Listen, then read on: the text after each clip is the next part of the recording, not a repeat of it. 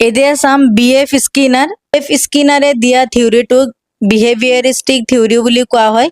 Skinner proposed the conditioning theory and operant conditioning. স্কিনাৰে conditioning theory আৰু operant conditioning theory আগবঢ়াইছিল।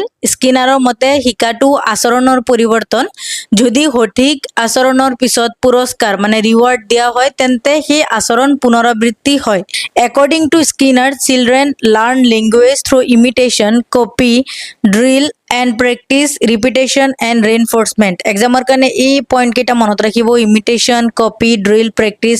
তেওঁৰ মতে শিশুৱে অনুকৰণ মানে ইমিটেশ্যন বা কপি কৰি, ড্ৰিল এণ্ড প্ৰেক্টিচ পুনৰাবৃত্তি আৰু ৰেইনফৰ্চমেণ্ট মানে উৎসাহৰ জৰিয়তে লেংগুৱেজ শিকে। সৰু শিশুৱে প্ৰথমে টিচাৰ বা পেৰেণ্টছক অনুকৰণ কৰে মানে কপি কৰে, তাৰপিছত বাৰে বাৰে প্ৰেক্টিচ কৰে। যেতিয়া টিচাৰে ভেৰি গুড বুলি উৎসাহ দিয়ে তেতিয়া তেওঁলোকে ভালদৰে শিকে আৰু ইয়াকে ৰেইনফৰ্চমেণ্ট বুলি কোৱা হয়। দে এছ'চিয়েটেড ৱৰ্ডছ উইথ মিনিংছ। শিশুৱে শব্দৰ সৈতে অৰ্থৰ সম্পৰ্ক স্থাপন কৰে। যদি টিচাৰে এপল বুলি কয়, আপেল দেখুৱাই, শিশুৱে এপল শব্দটোৰ অৰ্থ বুজি পায়। Behaviour is influenced by actions and their consequence.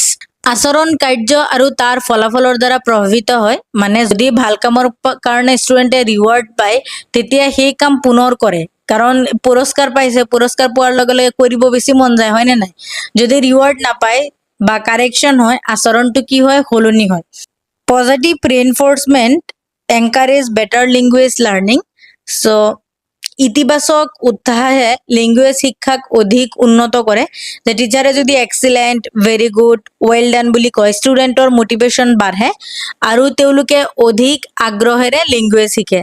Unsuccessful এটেম্পটছ তাৰমানে বিফল বা ভুল চেষ্টা উপেক্ষা কৰে। মানে যদি ভুল বিহেভিয়াৰিজমত ভুল উত্তৰক বেছি গুৰুত্ব নিদিয়ে, ইগনোৰ কৰে, সঠিক উত্তৰক ৰেইনফৰ্চমেণ্ট দিয়া হয় যাতে সঠিক আচৰণ শক্তিশালী হয়।